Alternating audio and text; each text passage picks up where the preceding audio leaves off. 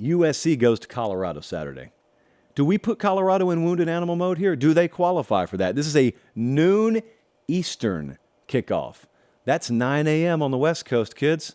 Can you believe this? And Dion and company signed off on it. They said, yes, please.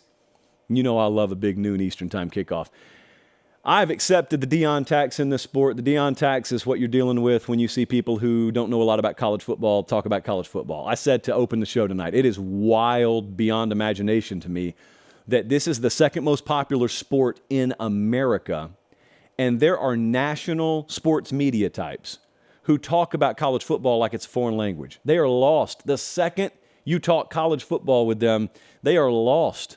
It's amazing to me, but it passes for a national sports conversation somehow. You know what else, though? Been talking about the Dion tax. The Trojan tax is a thing. If Lincoln Riley wins a national championship at USC, you'll find out about the Trojan tax. Because if there's a college football team in Los Angeles, California, performing at a very high level, I know because I've seen it happen before, you got all kind of folks who have no clue. You got folks who could not talk themselves out of a wet paper bag of college football conversation, all of a sudden with a megaphone in front of their face. And it's like, fight on, fight on, fight on. There is a Trojan tax. It's a pleasure to pay it because that means you're winning, by the way. So we talk about the freeze point sometimes on the show. The freeze point, basically, if you've got a big point spread like we have on this game, the freeze point is the minimum baseline that you have to be able to work at as a team to have a shot to win a game. So I'm going to consider Colorado has a shot in this game. That's why we're going to break it down. What I learned from the Oregon game was nothing that I didn't think I already knew. So Colorado cannot protect their quarterback right now, and we saw that, and we've seen that, though. That wasn't anything new. Colorado is not a run-first team by any stretch. We knew that already. So that was nothing new that the Oregon game presented to us. Colorado struggles to stop the run. That is nothing new. We've seen that so far this year. So with all that working against you, how do you upset USC? How do you find a path? USC, second in FBS right now in rush yards per attempt. So if you're struggling to stop it already, and they got the cats they do in the backfield, doesn't sound like it bodes well. Colorado allowing the 8th or the 9th highest run rate in the country right now, not too good. USC, 6th best pressure rate. Colorado has allowed the most sacks in FBS right now.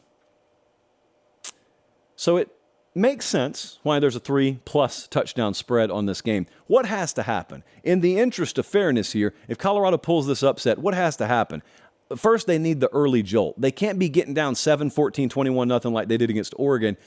That could happen via a pop pass, yards after catch. It could be a special teams thing. Defense has forced a lot of turnovers. They got a lot of takeaways. So whatever the case may be, they got to get home crowd involved. They don't have to work against the same stuff they did on the road last week. Colorado's forced 11 turnovers this year. That's the good news. The bad news is, if you think you're going to do it through the air, Caleb Williams has not thrown an interception yet. And if you find out that you can run it early on Colorado, and I figure USC may have a fair amount of success there, I don't know how many risks they're going to feel like they need to take. They're going to need some help from USC, though. To be there in the fourth quarter, I think they'll need some help here.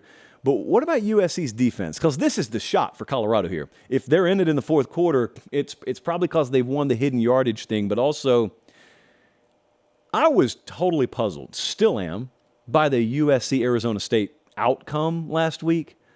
Arizona State has no players left. And USC never really pulled away from them at all. USC allowed 12 plays of 15-plus yards to Arizona State. I can assure you, if Arizona State can do that, Colorado can do that, and we'll know early. We'll know early if they're popping big passes, or if it's underneath stuff and it's yards after catch. We'll know early.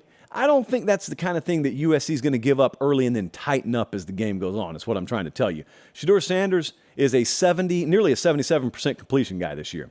So if he looks like he's on early, and then that crowd kind of gets behind him, and USC looks a little discombobulated, could be a four-quarter game. Let's take a look at what the model thinks. I already told you Vegas has this at USC minus 21.5. That's right where we have it. We got USC minus 21.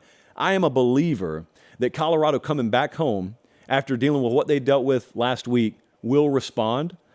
Travis Hunter's still not playing here, but I do think USC will win this. I think Colorado will find a way to cover this. I think there'll be an inspired effort enough, and also the opportunity for a backdoor cover enough to where I'll take USC to win. I will take Colorado to cover. I don't think it's quite as lopsided as it was last week. You're talking currently about the number 1 versus the number 9 team when it comes to odds to win the Pac-12 championship.